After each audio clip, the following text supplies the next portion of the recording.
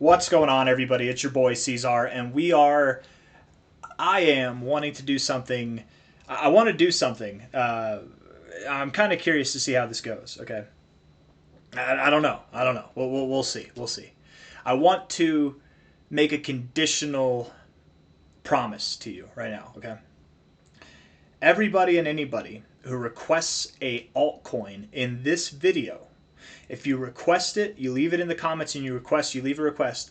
I will do like I normally do with the live stream leftovers, and I just go through and I do a brief analysis of every single altcoin. I give you price targets where I think you'll go down in the immediate term, up in the immediate term, maybe even some long-term stuff, but like just a brief analysis.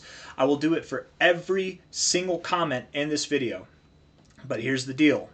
Okay, I'm going to be strict. I'm a nice person, so I have to make this promise to myself, because even if this doesn't happen, I know there's a part of me that will just feel obligated to you guys, to my community, to do requests, because I like to do requests and you guys deserve it. But I don't want to charge anybody for requests, right? I keep thinking, I'm like, how can I do more requests for people? This channel, I used to do requests all the time, and I still do requests regularly, but now it's like more, I talk about just the things I like to talk about, and then the coins that I feel like you guys like to talk about too. But there's a lot of small coins, crypto gems we might be missing out on, coins that I used to talk about a lot and I don't talk about all the time that you might want me to talk about right now, and it's been like a week or two, right? I want to fix that, but here's the condition. Here's the condition, okay? And I want to see, it's kind of like a social experiment, okay? Because I don't want to charge you guys, I don't want to charge you money, but I do want to charge you time, okay? Yeah, I'm going to charge you in time. If I make this video and I let it run for 8 minutes long, okay? 8 minutes long. And then I stop it and you watch the whole video through. If the average watch time on this video is 5 minutes or longer, and I get that data, I know this is kind of like a cheap trick, but at the same time, all you have to do, you don't even have to watch the video. You could just, at this point, leave your request in the comments. I will tend to it. You don't got to pay me. I don't want your money. I just want your time. I want the view. I want the view duration. If you can let this video play and watch it for the full 8 minutes, or at least the average participant that watches this video lets it play for the full 8 minutes, or we get the average view duration to be 5 minutes or more, I will do every request that's in the comment section of this video. It's a cheap trick. It's a cheap trick, but I think it's fair. I think it's kind of fair, right? It's kind of fair. I will probably spend, if this goes the way I think it's going to, I will probably spend hours of my time doing analysis on all of these coins, at least an hour. I know how this goes. I've done 30 requests, 60 requests in one video before. It takes like an hour or two, if I'm being good, right? Like if I have 60 requests, that's going to be 2 minutes per request would equal 2 hours. And I can easily spend 2 minutes just rambling, let alone per request. Leave your requests in the comments, okay? And if your request is already there, leave it again if you want to, or add to the view duration. Let this video play out. Call it a social experiment. I might be onto something cool with this. That might be something, I don't know. It might be something that we do more often. Or maybe this is just a flop. Maybe you guys hate it. Maybe it's a cheap trick and nobody appreciates it. I don't know.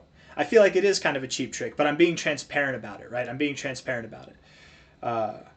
The YouTube algorithm promotes my content more the higher view duration there is, the higher watch time, or that's watch time, the higher engagement there is, so more comments, and the more likes. So leave a like, leave a request, and don't leave. Watch this video. You know, you don't even have to watch the whole thing. It's just 5 minutes of it. But if you let it play out, if you watch a full 8 minutes, and then somebody who watches this just clicks and then clicks away as soon as they're like, oh, this is a cheap gimmick, I'm not going to do this.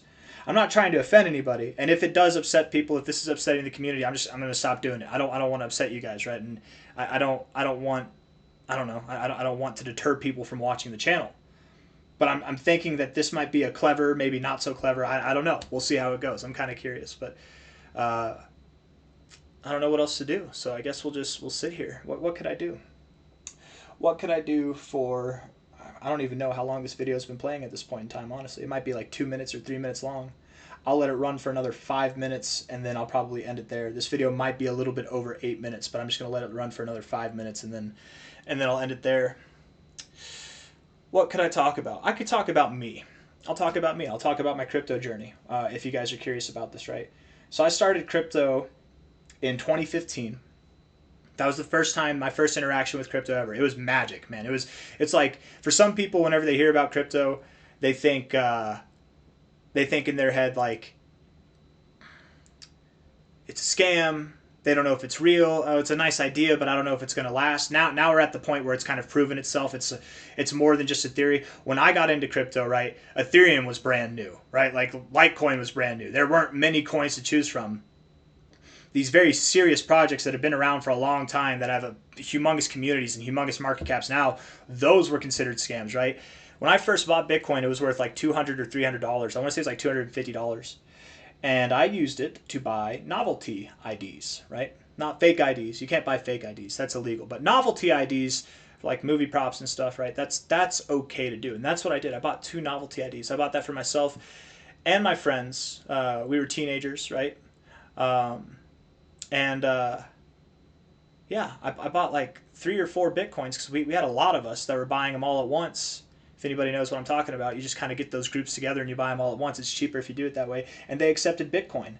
And whenever I found out that you could do this with Bitcoin, that you could just send money electronically to somebody and they get it, you get their product, like it was magic.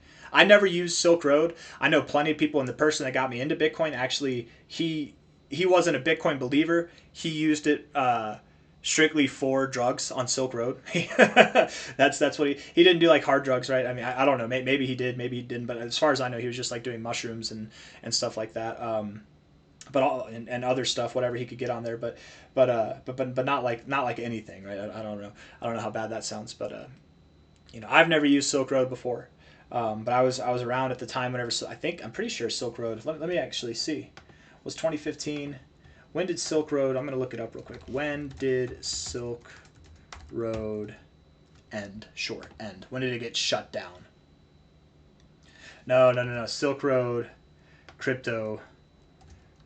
Whoa. I don't want that. No, not interested. I don't want AI mode. Silk Road crypto.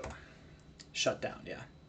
2013. Okay, so it had gone, it was done before my time then. Okay, so then I'm remembering incorrectly. My friend, he did use it, but he must have used it like before, and he hadn't used it. Maybe he used something else besides Silk Road at that time. But okay, so that got closed down in October 2013. Okay. But that was my first experience. Was buying novelty IDs. I told myself I'm going to set aside. I was working at the I was working a very low paying job at the time. I was getting paid $8.50 an hour whenever I was working this. I was a teenager, and I told myself, I'm going to buy Bitcoin every single week, every paycheck. I'm just going to put $100 in there. I live at my mom's house. I don't have any expenses. I can just afford that. By the way, spoiler, I did not do that. I went on vacation with my friends. We do this like vacation that we do yearly. We go to this lake in an undisclosed location. It's really fun. It was a great time, and I don't know what happened, but I genuinely spaced it. It was like this magical moment of discovery for Bitcoin, and then I spaced it. I went on vacation. I spent all my money. I forgot all about it. Next thing I know, it's 2016. The bull market's kicking off. Bitcoin's worth thousands of dollars. I'm like, hold up, wait a second. Damn it, I was going to put money, I remember, and I believed in it. It's not like I stopped believing in it all of a sudden, and then I just like, this isn't for me. I just genuinely forgot. As stupid as that sounds, you might feel dumb because you knew about Bitcoin, but you didn't believe in it. I believed in it, I just forgot. And if that sounds unbelievable, you don't know me. I'm a pretty forgettable person. Ask my wife. It frustrates her actually a lot. Like genuinely, anybody that knows me knows that I'm pretty bad with remembering stuff sometimes. Not. It's not like I have a spotty memory. It's just like certain things. Like I don't know. I'm getting better about it. But talking about myself, getting personal here. Are we at the 5? I think we're at the 5-minute mark. But yeah, 2016. That's whenever I started getting serious about Bitcoin and crypto. That's when I got really serious about it. And ever since then, I mean, the rest is history, man. I've been honing my abilities as a technical analyst. I've been investing.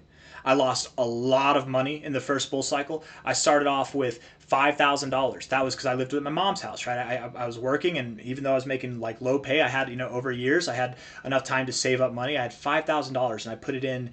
I put it in at $18,000 on the way down, right? Like that's what I did. And I'd been messing with it before, but I'd been putting like little bits in. I was told that it was going to pull back, and I kept waiting, and it never happened. I just did everything wrong in the first cycle, man. Bought in at $18,000, sold at $6,000. The price went up to $12,000. I bought back in. Went back to $6,000. I sold. It went back up to $10,000 or $8,000, whatever that next bounce was.